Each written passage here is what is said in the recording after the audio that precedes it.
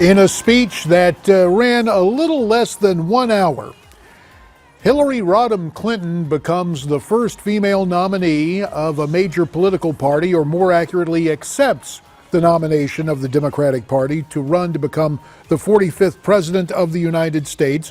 Inherent throughout her speech, very obvious there, the slogan, "Stronger Together." Also very interesting, listening through the course of this speech, she said in direct contradiction of Donald Trump, she cited a quote that Ronald Reagan used. He credited it to Alexis de Tocqueville. America is great because America is good. Mrs. Clinton saw no need to cite the source of that observation. She spoke of an America freer, fairer, stronger, and again, pointing out the fact that she was the first female nominee, she said, "When there are no ceilings, the sky's the limit." Obviously, there is much to talk about, and quite candidly, some warning signs to those who believe we live in a constitutional republic rather than a, quote, democracy. And some of the plans that, despite Mrs. Clinton's portrayal as being concrete plans, were really more glittering generalities. To that end, let's welcome back in those who have been watching with us tonight. And let's begin with the former Lieutenant Governor of New York, Betsy McCoy, joining us via Skype. Oh, we should point out as well that we welcome your calls at 1-877-Newsmax. That's 1-877-639-7629. Betsy, as you were listening to Mrs. Clinton's speech, what is the overall impression you're left with? Well, it was a very unusual acceptance speech because generally the candidate does not spend most of the speech cutting down or criticizing the nominee of the other party. That's generally left to others at the convention, especially the vice presidential nominee. So Mrs. Clinton is clearly feeling the heat of Donald Trump because she has directed almost all her speech at criticizing Donald Trump, suggesting that he does not have the character to serve as commander-in-chief. That was the number one issue. Number two, her claim to be making history. She is urging voters to make history by electing her president. But I would remind voters to remember history, her history, because she's really gotten everywhere she is on her husband's coattails. Contrary to her own claims, she has not shattered glass ceilings. Also with us tonight, the economist and syndicated columnist, Peter Morisi. Peter, when you heard Hillary-nomics tonight about investment, I'm reminded of what Milton Friedman said: if you want less of something, tax it. And she seems to have quite the plan for extensive and higher taxation in her mind and in her policy in the days ahead, should she become president. Well, she certainly does. We already have the highest corporate tax rates in the West, much higher, double of what Great Britain has approximately. And further taxing American companies will just cause them to move their headquarters to Ireland. You really can't stop them. You can slow them down. You know, but what really struck me tonight was the symbolism. You know, we've seen her in maroon pantsuits, in green pantsuits, in blue pantsuits. But tonight she came out in papal white. I thought that was rather remarkable symbolism. I mean, this is a woman who views herself as the Messiah. She's America's Evita. And I mean, all these generalizations, she's going to magically restore jobs through government initiative. What she's basically going to do is build a lot of roads, which will pay off the union labor in the transportation sector. But she didn't address how she's going to bring those factories back. She didn't talk about trade. She didn't talk about the loss of manufacturing to China and so forth in a meaningful way, and really offer anything concrete about how this was going to happen. And neither does her website. It's all about giveaways. That's what we really heard. It was the politics of envy. It was the politics of envy. It was the politics of envy. It was a very divisive speech spoken by a woman who has a messianic vision of herself. Let us turn now to Newsmax TV political analyst Dick Morris, the New York Times best-selling author of his great new book, Armageddon, how Trump can defeat Hillary. Dick, you know both candidates pretty well. You got an advance copy of the text. Rate Mrs. Clinton on her delivery and also the content of the speech. I thought the delivery was pretty good for her. It was still the monotone, the high-pitched screech, but it was delivered a little better. And I thought the content was pretty good. I think the problem she faces is that she's got an incumbent government to carry around with her. It's fine if you forget that Obama's president and she was Secretary of State. And she can promise to keep us safe, and she can promise to not have the dreams of entrepreneurs die in the parking lots of banks. She can talk about making America great again and all of that. But she has an incumbent administration to protect, to defend, a record around her neck. And you're speaking in a country where 80% think the country is off on the wrong track, where nobody believes things are going well. And for her to wrap herself so thoroughly in a campaign of promises and of pledges and of commitments without taking account of the failure of the current administration, I think is difficult. How are people who just got huge premium increases to believe that she cares about making health care affordable? How are people who are stuck in a dead-end job and are not getting promoted and are at risk of being fired to believe her promise to bring good-paying jobs back to the country? They don't believe it. They hear ducks quacking when a politician starts to do that.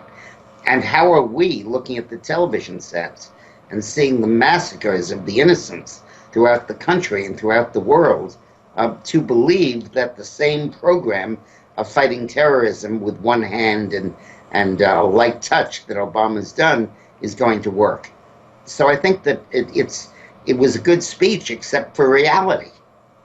Good speech, except for reality.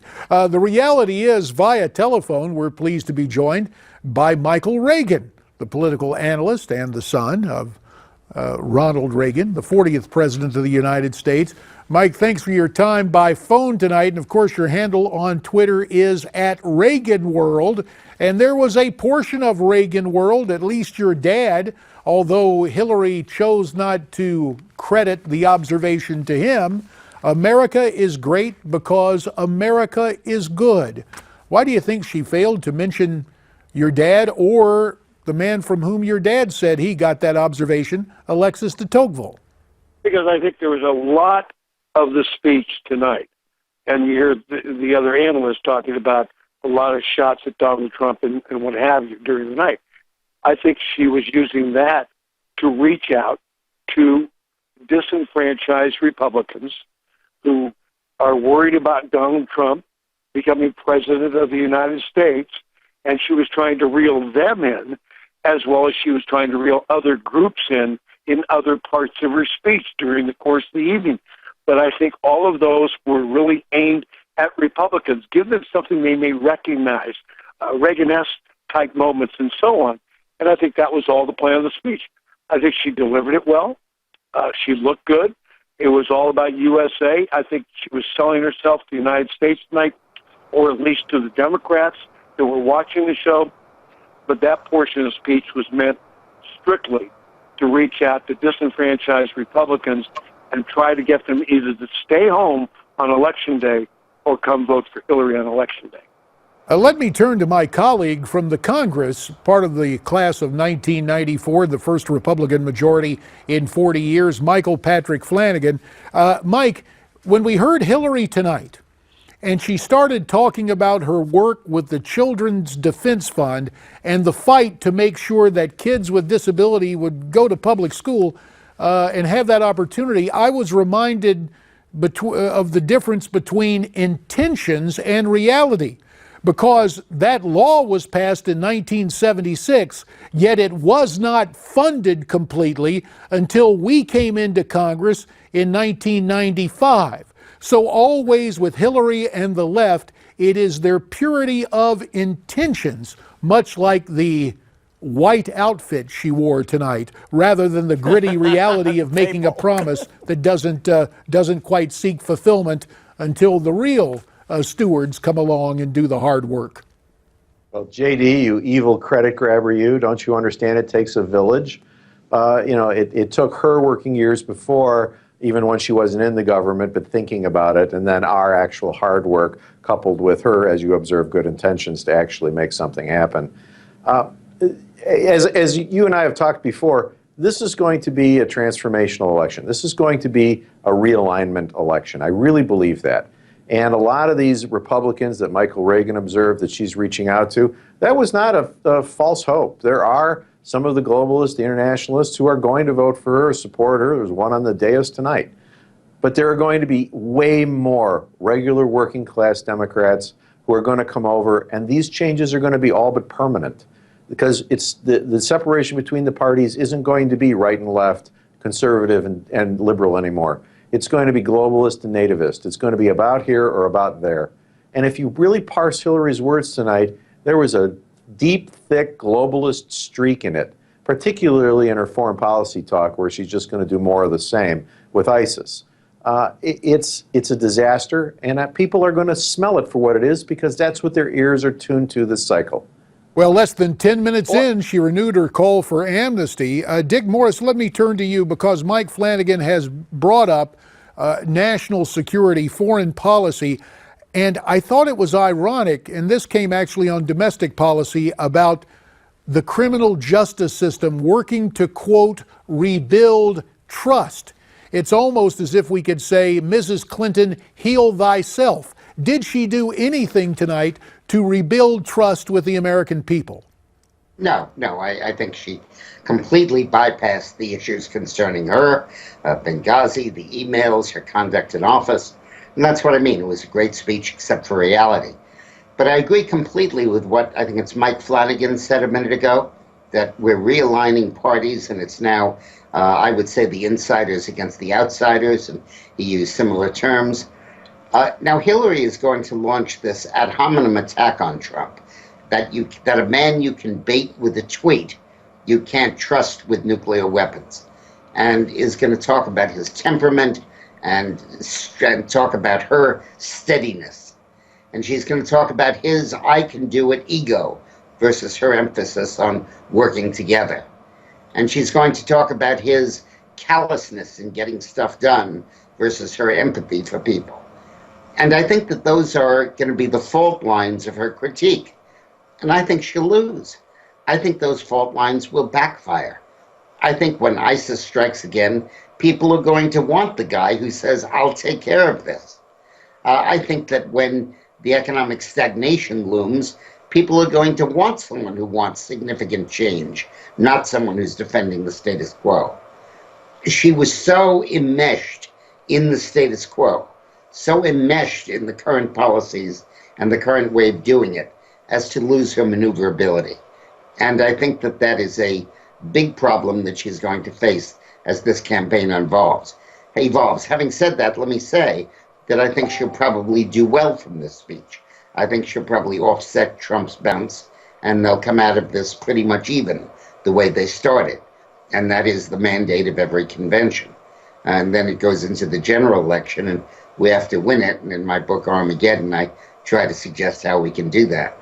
Well, maybe Donald Trump will pick up a copy and read it and take it to heart. Peter Marisi, I want to get back to the economic themes of this campaign and her olive branch to the Sanders-nistas, and let me credit our own John Gizzi for that identification of the Bernie Sanders folks. Her outreach came free college for the middle class. She is making promises that, again, cannot be sustained with our current economic situation. Well, no, college is terribly expensive. It's become more expensive at twice the rate that healthcare has. The rate of inflation in tuition is twice what it is in healthcare, which is enormous. And you really can't do much about making college affordable, whether the parents pay for it, the student borrows the money, or the government. I mean, you can only tax the top 1% so much. You have to do something about the cost structure of higher education. And that's much like the cost structure of healthcare. And there she runs up against an established constituency that supports her. I mean, how is she going to read the bad news to America's college professors that they have to work for a living like other professionals, as opposed to sitting in their offices and writing feminist diatribes? I mean, really, you know what the toughest thing to do, at an American university these days is to catch a full professor in a classroom. I mean, they don't teach very much anymore, and that's why it's so expensive. But what's even tougher is to find a university president that is not surrounded by as many people as the President of the United States, in the form of, supernumeraries and lawyers and so forth. I mean, it's a terribly bureaucratic place. To come down on that means to come down on powerful, influential Democrats. I don't see her doing that. And so it goes with building more roads. I mean, with the laws that we have that require the kind of feather bedding that we do and the wages that we're forced to pay, that's why we don't have enough roads and rail and so forth. It's not that we don't spend enough, it's we spend it so badly. But that's what Democrats do with the people's money. They take it from them. I have an old saying, whatever I can do for myself for $1, the government can do almost as well for $2.50. And it may even go up, given the feather bedding that goes on and the evidence of the Obama stimulus package. Let me turn back westward to our good friend Michael Reagan, joining us by phone. Michael, as you prepare to take your leave, what is the takeaway tonight from Mrs. Clinton's acceptance speech in your mind? Well, the takeaway tonight is that she probably gave one of the best speeches of her career. She did it at the right time. And as Dick said, she'll come out of this very, very well, because she did what she had to do and spoke to the groups that she had to speak to. They're constituents of the Democrat Party. So don't be surprised when the numbers close and they, in about a week, end up tied again, Trump and Hillary, and the battle begins at that point moving forward. And whoever the electorate likes the most and relates to the most will win the election on November 8th. Michael, we thank you for your point of view. You, of course, the author of a great book, Lessons My Father Taught Me, available everywhere. Your lessons learned from your dad, the 40th President of the United States, and we thank you for that. So, Betsy McCoy, Michael cautions us that the race is going to tighten up. Dick Morris said it. Certainly, Mrs. Clinton delivered tonight. I don't think it was quite the soaring rhetoric that we're going to read about tomorrow in the pages of the New York Times. And in fact, in that speech tonight, I can almost see, if it is going on, opposition research and ads that can be turned on a dime, given some of the patently, to be diplomatic, the aspirational parts of her speech that differ so greatly from her actual performance as a so-called public servant. Well, that's right. And Americans know Mrs. Clinton very, very well. They've known her for 25, 30 years now. And the fact is, even though she's attempting to reintroduce herself on the stage this week, it's a really uphill battle for her. And of course, she didn't address the trust issue, just as most people wouldn't make the mistake that Richard Nixon did of saying, I am not a crook. But that's how most Americans are looking at Mrs. Clinton, as someone who lacks trustworthiness. The real issue here is that Americans want a president who will jumpstart the economy again and keep America safe. And I believe that they will entrust the country to Donald Trump for that reason. The number to call if you'd like to join the conversation is 1-877-Newsmax, 1-877-639-7629.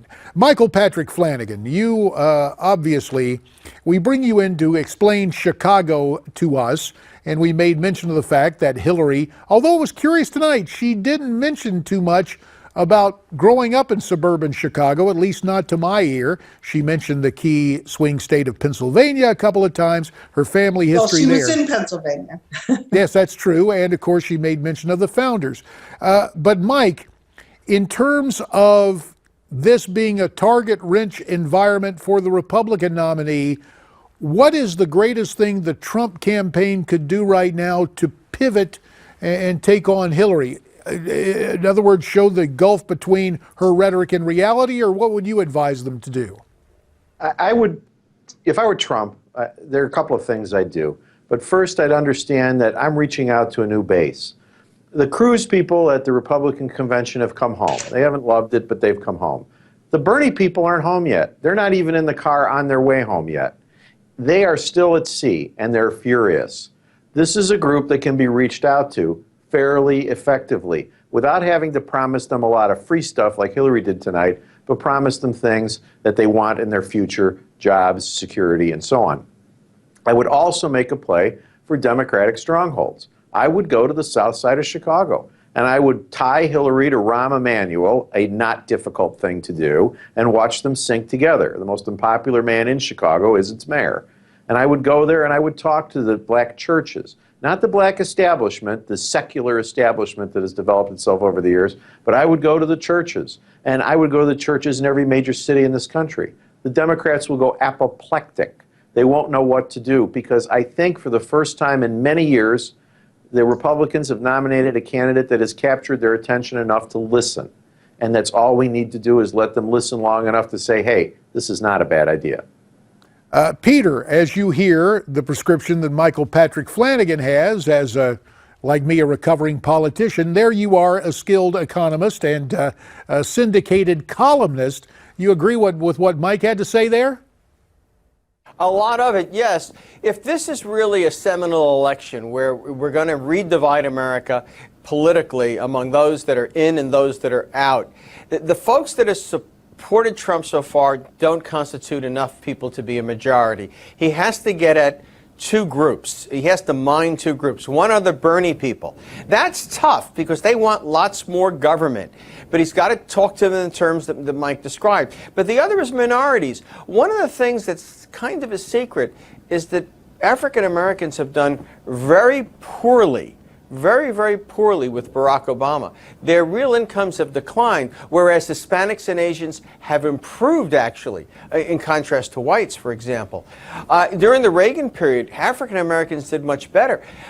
This needs to be communicated. You know, blacks are complaining that their net worths are falling, that they don't have jobs, and so forth. Well, we just had 8 years of what Hillary Clinton's promising. Going to the black churches is something I have thought about as well, and I think that is a very good strategy. You know, even if he doesn't get a lot of their votes, he might persuade them to stay home, which is half a vote. What's more, other Americans will see him doing it. You know, Hillary likes to embrace establishment blacks. She likes to embrace community workers. She doesn't like to get her hands dirty touching ordinary working people that she described today. She's very much an elitist. She's very much an Ivy Leaguer. And I think that Trump is not. You know, Trump has a lot of the very people that we're talking about right now working for him. Get the focus on them. Show those people that work in the hotels and that earn a living thanks to his entrepreneurism. I think there's some real potential there. I think Mike is on to something. Well, something else that you gentlemen are saying here is, and we should point out that last week in his acceptance speech, Donald Trump went over those numbers in terms of black youth and unemployment. But rather than doing it from the podium of the Republican convention, he needs to do it from the pulpits in the inner city. A point well taken. Now, to be fair about Mrs. Clinton and her ability to craft a speech and to employ those who can help her do so, it was worth noting that rhetorically at least, perhaps even with almost parenthetical comments, she sought a denouement, sought some sort of détente. She used the line from coal country to Indian country to talk about many forgotten Americans and, of course, the coal industry, which seemed maligned. But again, what we saw here and what you have talked about, panelists, earlier tonight is the fact that she put Donald Trump in the rhetorical bullseye and offered vast criticisms. For example, to the notion that, quote, I alone can fix it. Here is the way Mrs. Clinton offered a pointed critique. Don't believe anyone who says, I alone can fix it. Really? I alone can fix it? Isn't he forgetting troops on the front lines, police officers and firefighters who run toward danger, doctors and nurses who care for us? He's forgetting every last one of us. Americans don't say, I alone can fix it. We say, we'll fix it together. Betsy McCoy, your response to that observation and critique of Donald Trump by Hillary Clinton. Well, as I pointed out earlier, it is very unusual in an acceptance speech to target the nominee of the opposing party. That's usually a job that's left to others. And the fact that she did that, number one, shows that she's feeling the heat of Donald Trump, that he is very much a tough competitor, and she's worried about the election. And number two, she didn't have much else to offer. I just want to mention that I left Cleveland last week a bit early for family reasons. So when it was time for Donald Trump to speak, I pulled into a truck stop on Route 80, just on the Pennsylvania-Ohio border. And as I walked into the luncheonette and took my seat at the counter, the speech had just begun, and there were about 90 or 100 truckers, and a few families in the diner, and they were watching the television screen with rapt attention. It was a mixed audience, about half black, half white. There wasn't a murmur of criticism, not a word of laughter or taunting. Everyone in that truck stop was for Donald Trump. That is the new Democratic voter, the working man and woman for Donald Trump. And so we've talked about the Trump train, Michael Patrick Flanagan. Perhaps we should call it the Trump truck fleet. Because right. in this society, when you think, I've had the privilege of doing talk radio via satellite and had so many of the truckers call me on the road. And this is one area where entrepreneurism meets the infrastructure and people literally go coast to coast. So they are very attuned to the bottom line, very attuned to the cost of energy, and very attuned to the realities of the road. And to hear what Betsy had to say, Mike, it sounds like truckers are all in for Trump. I don't doubt that that's true. Earlier this week, many truckers are Teamsters. That's what Teamsters are, truckers. And the Teamsters endorsed our friend Rob Portman in Ohio earlier this week. There's a difference between union leadership and the actual rank and file. I was going to help with that, Betsy. That is true. There is. But the Teamsters did endorse Rob Portman in Ohio. And I think the Teamsters are the most likely of the unions to be ones responsive to their membership. The Teamsters in Chicago were always very good to me, and I was hardly a good union vote. But the Teamsters have that I Love America streak in them that's very deep, and it's one of the old line unions. And I think that is part of the cracks in the Democratic wall that I was talking about earlier, that they're not the implacable force that they once were, that there are going to be realignments up and down, here and there, and some of them are going to be surprising. And I think maybe big labor is not the safe bet it always was for Democrats, even though many of the membership have defected for years.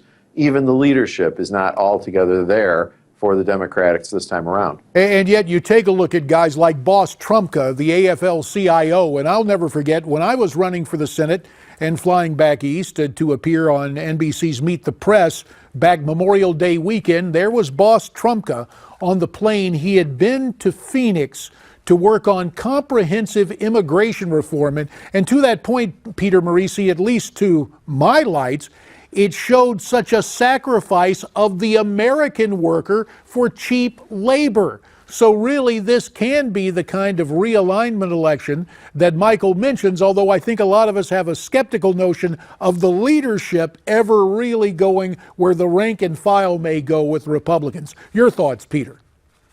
Well, Trumka is exceptional. He is actually a very sincere man. I've had dinner with him and so forth, and I am impressed by his authenticity. But generally, labor leaders see an opportunity in immigration reform because Hispanics are very organizable. They come from a culture which is much more statist, what we call corporatism in economics. And they believe in big government. They believe in the government intervening. And they believe in things like unions. I mean, the unions are an official part of one of the major political parties, in Mexico, in a way that they're not here. And it's kind of a cynical move on their part. Immigration reform basically creates competition for their incumbent workers and creates downward pressure on their wages and so forth. But it creates an opportunity for union leaders to get more dues and more members, to organize service workers in big cities and so forth. So it's really a cynical play by and large, and it's very regrettable. If we're going to have the realignment that Michael and Dick talk about, then, and I wrote an article about this, that these folks can be peeled off. My feeling is that Trump has an opportunity to peel off the rank and file workers, because simply the kinds of globalist policies that Hillary Clinton has advocated, that Barack Obama has implemented, like the U.S.-Korea Free Trade Agreement, 135,000 jobs in the hopper, those things really work against their interest. Hillary Clinton is the enemy of the working man. If you carry a hammer, if you carry a sickle, if you work at a lathe, if you work a machine, and so on and so forth, if you make something real and tangible in America, the White House is right now occupied by enemy forces. The elitists from the Ivy League see manufacturing the way they do the coal industry. Remember what Hillary said about the coal industry? Well, we're going to shut it down for good. The reality is these Ivy Leaguers see working with your hands generally with similar disdain. And just as you understand, Peter Marisi, that money is finite. You just can't keep printing it up. So too, time is money, and ours is about gone. Let's thank our panelists tonight. Betsy McCoy, Skyping in from Connecticut, and from Newsmax Washington, my old congressional colleague, Michael Patrick Flanagan, and Peter Marisi. Gentlemen, we thank you both. Also, our thanks to Dick Morris and to Michael Reagan, and most of all to you, who have taken time to join us this evening for our coverage of the final night of the Democratic Convention. Full coverage and analysis tomorrow on Newsmax TV. Thanks so much for watching.